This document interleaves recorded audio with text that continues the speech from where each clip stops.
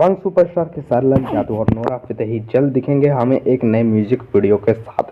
क्या है पूरी अपडेट, चलिए जानते हैं आज की इस वीडियो में। अगर चैनल पर नए हैं तो चैनल को जरूर सब्सक्राइब कर लें और इस वीडियो को लास्ट तक जरूर देखें। तो जी हाँ दोस्तों, पिछले ही हफ्ते दबंग सुपरस्टार खेसारी लाल यादव जो है टी सीरीज के ऑफिस में पहुंचे हुए थे, जहां उनकी मुलाकात जो है भूषण कुमार से हुई और वहीं पर उन्होंने एक बहुत ही बेहतरीन से प्रोजेक्ट को साइन किया है, जिस सॉन्ग में हमें खेसारी लाल यादव के साथ नोरा फतेही देखने को मिलने वाली है। ये एक क्लासिकल डांस होने वाला है। इस सॉन्ग को बहुत जल्द मुंबई में शूट किया जाएगा और खेसारी लाल यादव के साथ पहली बार नोरा फतेही देखने को मिलने वाली हैं। जब इस सॉन्ग को रिलीज़ किया जाएगा तो उम्मीद है सारे रिकॉर्ड जो है टूटने वाले हैं।